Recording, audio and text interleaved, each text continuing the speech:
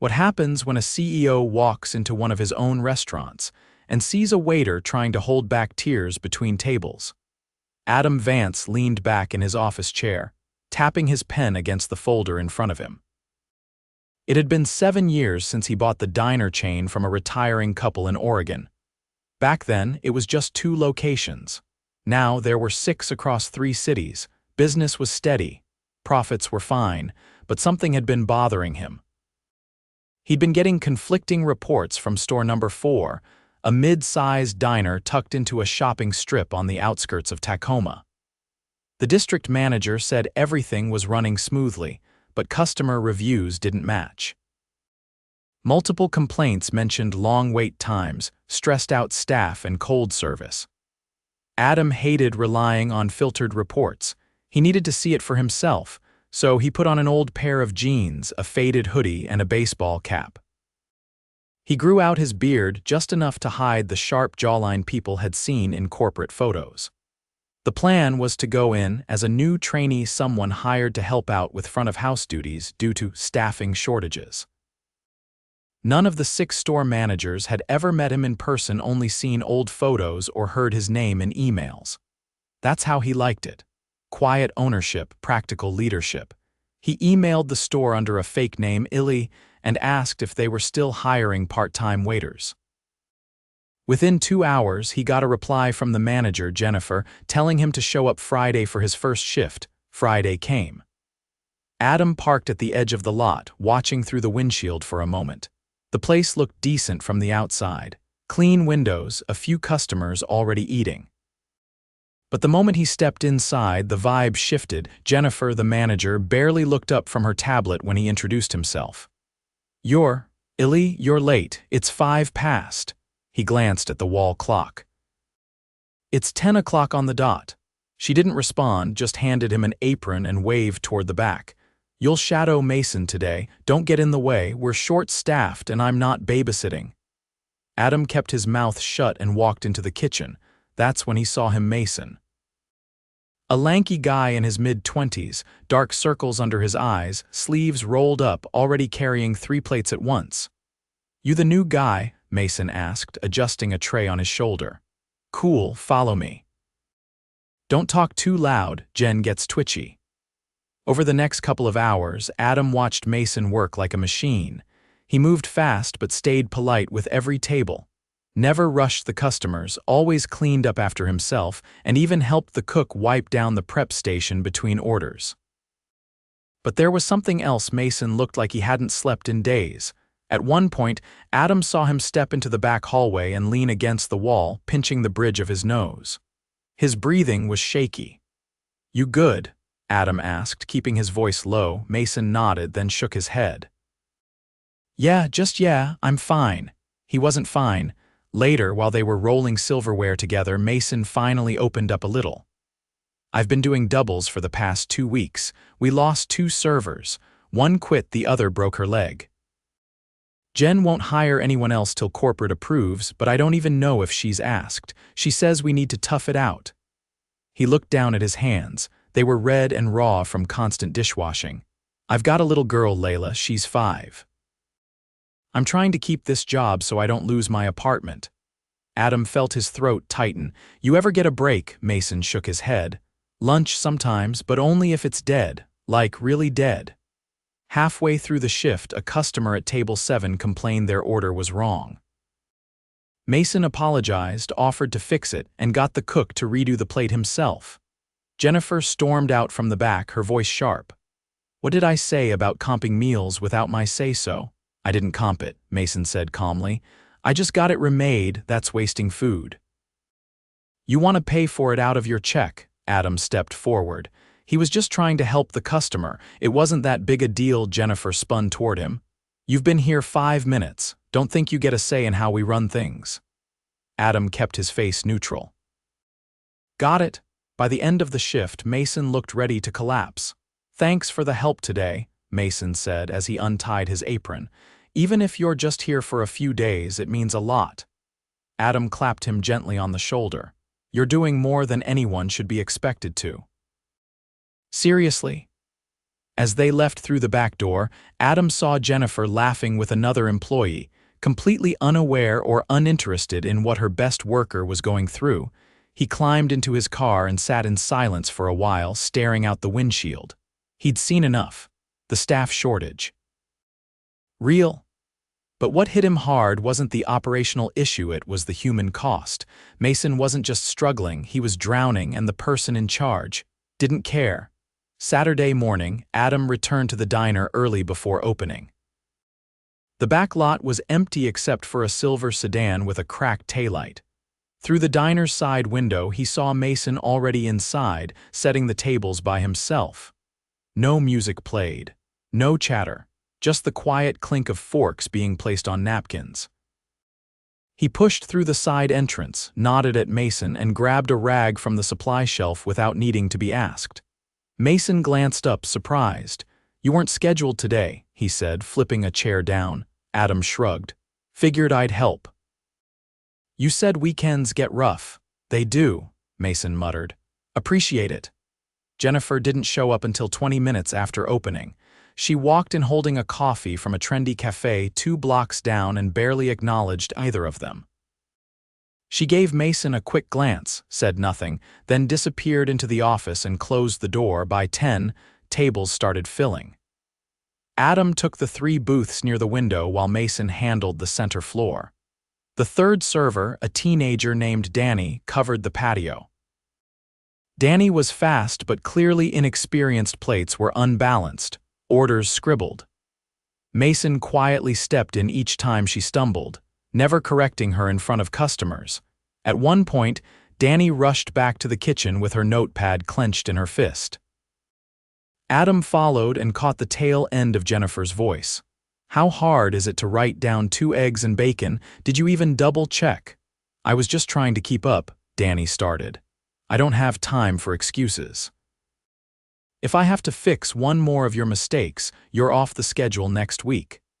Adam walked past them without a word and went back to his station. When Danny came out a few minutes later, her eyes were red. She kept her head down, barely speaking the rest of the shift. During the mid-afternoon lull, Mason leaned on the counter, rolling his neck. "She does that a lot?" Adam asked, wiping down a salt shaker. "Only when there's no one above her to answer to," Mason said. "She's not like that when the district manager's around." Then she's all smiles and team-building quotes. "Has anyone reported it? To who? HR's just a general inbox. People have tried, nothing changes." He sighed. "Honestly, most of us just try to get through the day." Adam nodded slowly, then noticed something strange. A couple at table 12 was still waiting on their drinks. He'd put the order in 20 minutes ago. He checked the bar fridge, sodas were stocked. He glanced at the prep counter where the drinks had been queued earlier. Gone. He turned to the back where Jennifer stood, sipping the exact drinks he'd ordered. "These were for 12, Adam said evenly. "They left," she replied, not looking up. "They're still sitting there." Jennifer blinked. "Then I must have grabbed the wrong ones. Make them again." Adam stared at her. "That was the last root beer can." Jennifer shrugged and tossed the empty into the trash. "Substitute it. They'll live." As he walked past Mason to grab a new order slip, Mason leaned in. "She does that a lot, too. Takes whatever she wants from the prep line, even if it's for a table. Then blames us." Adam didn't respond. His hands moved automatically, but his mind was elsewhere. An hour later, the dishwasher, a quiet guy named Lewis, called out from the back. The sink was flooding. Adam followed the sound and found water spilling onto the floor. Lewis was on his knees, frantically twisting a valve. "I told her this pipe was cracked last week," Lewis said. "She said get a mop." Jennifer appeared in the doorway, arms crossed. "What now?" "The sink's busted," Lewis said. "I can't keep drying the floor every hour. It's fine. Just make sure it doesn't reach the hallway."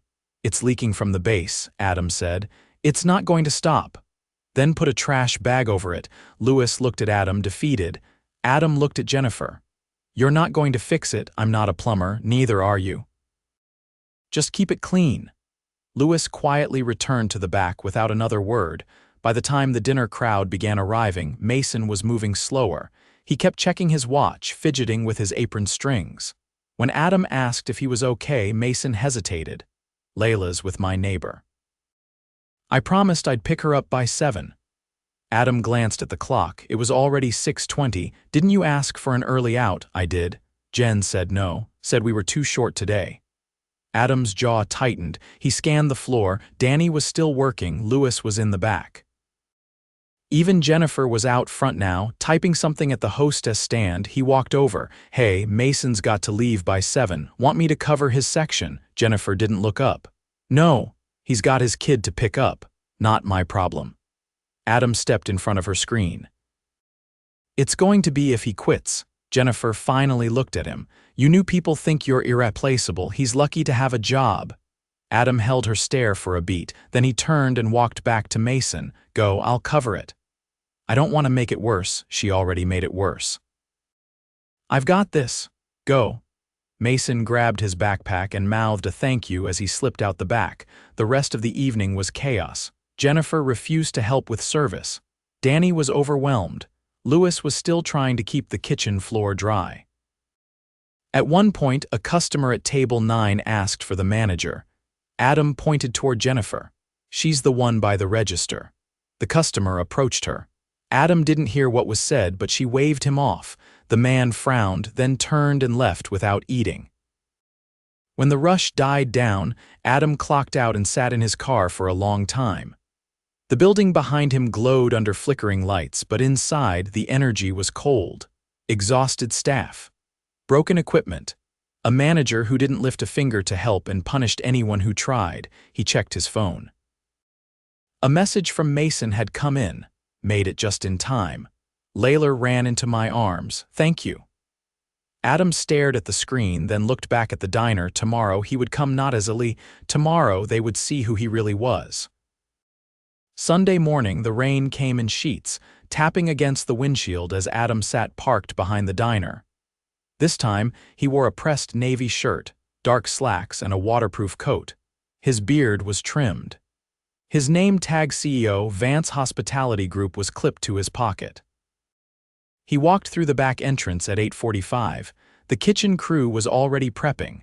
Louis looked up from the sink and froze. His hands, gloved and dripping, hovered over a stack of plates. "Morning," Adam said calmly. "Don't stop." "You're doing great." Louis blinked once, then nodded and went back to work. Adam stepped into the dining area. Jennifer stood at the host stand, typing on the screen. She didn't glance up. "Hey," she said, still focused. "We're not open yet." "Come back at you're Jennifer, right?" She finally looked up, her brow furrowed. "Yeah, I'm Adam Vance. I own this place." Her face went blank. The air around them seemed to drop a few degrees. I didn't know you were coming," she said, voice tightening. "Corporate didn't send anything." "I didn't want them to," Adam said. "I needed to see this store the way customers and employees see it, not the way it's described in reports." Jennifer opened her mouth, then shut it again. Her hands dropped to her sides. "Where's Mason?" Adam asked. He's off today," she said. "He asked for it." "Good, he needs it." The front door creaked. Danny walked in, hoodie soaked, hair sticking to her cheeks. She froze when she saw Adam. Jennifer turned to her. "This is the owner, Mr. Vance." Danny's eyes widened. "Oh, you're fine," Adam said. "Clock in when you're ready, we'll talk later." She nodded and disappeared toward the back. "Let's start with you," Adam said to Jennifer. "Office, now." She led him to the cramped manager's office. The blinds were half closed. A laptop sat open beside a pile of receipts. He didn't sit. "You've been managing this location for how long?" "Almost a year," she said. "Walk me through how you handle staffing shortages." "Well, we try to rotate shifts, stagger breaks, keep labor tight. Costs have been rising. I'm just trying to keep margins where they need to be." "Have you requested additional hires?" "I sent a note to the district lead. Haven't heard back." Adam pulled his phone from his coat pocket, tapped once, then held it up. "The hiring inbox has 0 messages from you in over 2 months. Jennifer's mouth opened, then closed. "You've been short 2 people for weeks, and your solution was to work your team into the ground." "I didn't want to overwhelm the budget." "Corporate's been strict about labor targets." That's not how we operate. I care about numbers, but I don't accept burnout as a cost-saving measure. She looked down. Let's talk about something else, he said. There's a leak in the kitchen. I know. I've been trying to get maintenance to look at it. For how long? About a week. Lewis told me he reported it to you 9 days ago. She didn't answer. The sink's cracked. It's creating a hazard. You ignored it. That's not just lazy management. That's a liability. I was waiting for approval. You don't need approval to fix a basic safety issue. You need judgment. Jennifer's jaw tightened. I saw you humiliate Danny yesterday. I watched you take drinks meant for customers and lie about it. I've seen enough, she straightened. I'm sorry, Mr. Vance, I had a bad day. It won't happen again. I'll get it under control. It's not one day, it's a pattern. You've created an environment where people are afraid to speak, where effort is punished and neglect is normalized. That's not leadership. Her shoulders stiffened. You're firing me. Yes, Adam said. Effective immediately, you'll be paid out for the week. Turn in your keys before you leave. She didn't argue. She just stared at the floor, then silently walked out. A few minutes later, the door clicked shut behind her. Adam stepped back into the dining room. Danny was wiping down menus at a corner booth, her hands trembling. She looked up when he approached. Can I talk to you for a moment? He asked. She nodded, following him to a quiet spot near the coffee station. I know what happened yesterday, Adam said. I'm sorry you were treated that way. That's not how this company is supposed to work. Danny swallowed. I didn't want to get anyone in trouble. You didn't. You told the truth. That matters. I'm trying to learn. I know I mess up sometimes, but I'm not trying to slack. I've seen you work. You're here early, you handle pressure well, and you ask for help when you're unsure. That's what I want from my team. I'm assigning a trainer to work with you this week, one-on-one. We'll get you where you need to be. Danny nodded slowly, her shoulders loosening a little. And starting next week, you'll get a raise. $2 an hour, she blinked. Really, you've earned it. Lewis stepped out from the kitchen, wiping his hands on his apron. Adam waved him over. You were right about the sink. Lewis hesitated. Yeah, I wasn't trying to complain, I just didn't want someone slipping. You did the right thing. I've already scheduled a plumber, he'll be here tomorrow. And I'm putting in a work order for new mats and a proper drain guard. Lewis gave a small nod. One more thing, Adam said. You've been here how long? 3 years. I'm promoting you, lead back of house. You'll help oversee prep and safety, comes with a weekly bonus. Lewis blinked. Seriously? You've earned that too. Word spread quickly. By the time the first customers arrived, the atmosphere had shifted, subtle but real. Danny answered the door with a steadier voice. Lewis moved through the kitchen with purpose. Adam stayed through the lunch rush, floating between stations, wiping tables, pouring coffee. He didn't need to. He wanted to at 2. Mason returned not in uniform but with Layla. She clung to his leg, shy behind a pink backpack. Adam crouched beside her. You must be Layla, she nodded, eyes wide. I'm Adam. Your dad's one of the hardest workers I've ever seen. Mason looked confused. I wanted to say thank you, Adam said, standing.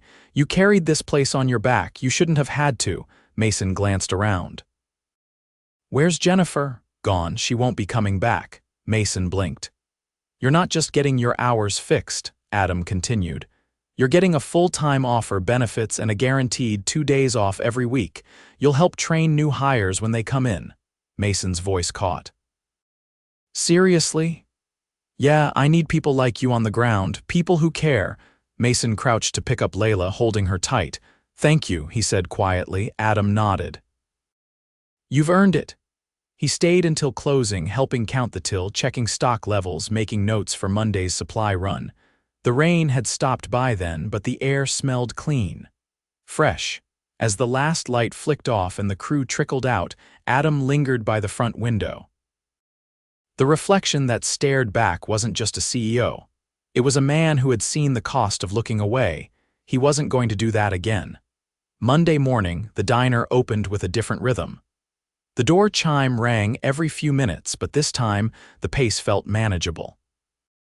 Adam arrived early again, not as a secret trainee, but as the owner, and stepped into the kitchen with a clipboard and a checklist. No one flinched when they saw him.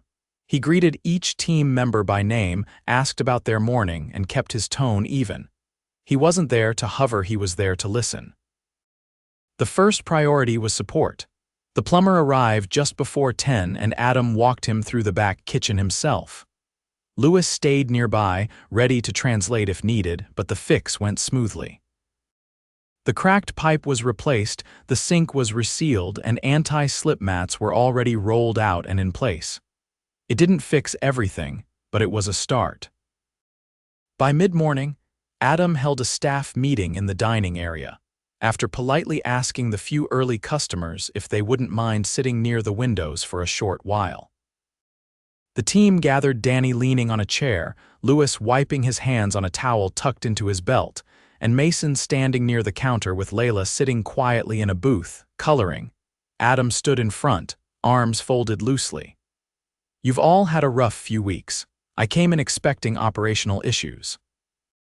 What I saw was something deeper: fatigue, neglect, and a lack of support.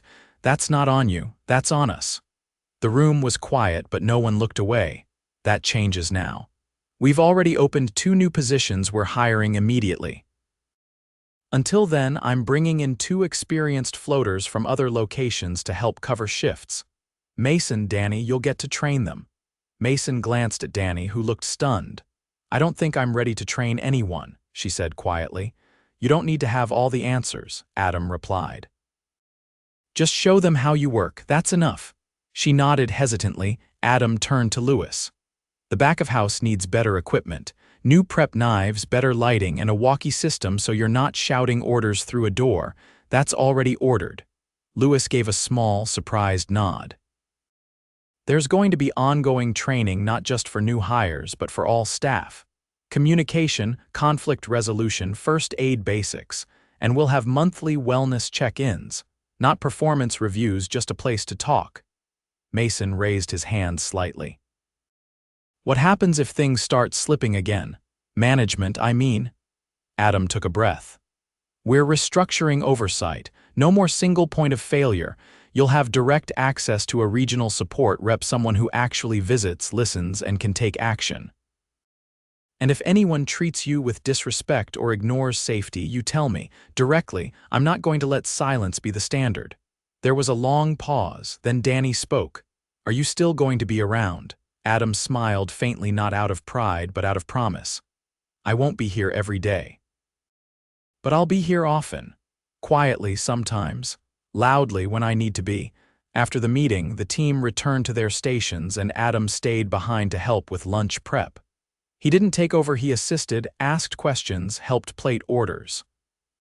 He watched how Mason explained ticket pacing to Danny, how Lewis double-checked the new sink fittings without being told, how Danny coached a customer through the tablet menu with growing confidence.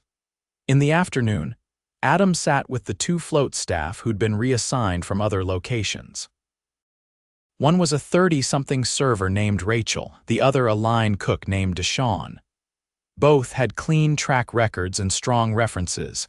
Adam leaned against the booth table as they reviewed their onboarding. "You're not here to take over," he said. "You're here to support. Listen before you lead. Step in when needed, but don't override the people who have kept this place running." Rachel nodded. "We're here to fill gaps, not create new ones," Deshawn added. "We've both worked short-staffed before, we get it." "Good. You'll report directly to me until we have a new manager in place." That evening, Adam held one final meeting, this time in the office with the district manager, Ellen. She arrived tight-lipped, clearly aware of what had unfolded. Adam didn't sit. "You've been managing 6 locations. That's too much for one person. I should have caught that sooner." Ellen exhaled. "I've been stretched. I didn't know how bad this store was." "I believe you. But from now on, your oversight will be limited to 3 locations. We're hiring a co-regional lead to share the load. You'll rotate visits weekly, no more blind spots." Ellen nodded. "Understood. And one more thing, I don't want reports that only tell me what's going well. I want what's broken, even if it's uncomfortable." "You'll get them."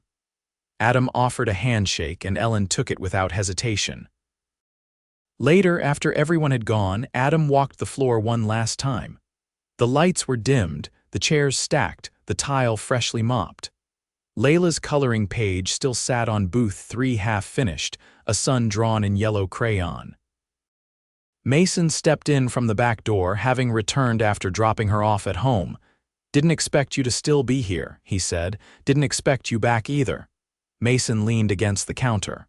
"I used to like this job, not just the work, but the people. It's been a long time since it felt that way." Adam looked out over the empty room. "It'll take time to rebuild, but it's worth it." Mason nodded. "You know, I was ready to quit last week. I'd even filled out an application for a warehouse job, double shifts, no tips. But it paid just enough. What changed your mind? You showed up, not just to fix things, to understand them." Adam didn't respond right away. He didn't need to. As they stepped outside, the air was cool and still. The parking lot was quiet, the neon open sign finally shut off for the night. Adam locked the door behind them, the keys jingling softly in his hand. He'd come looking for answers, he found people, and he wasn't going to lose sight of them again.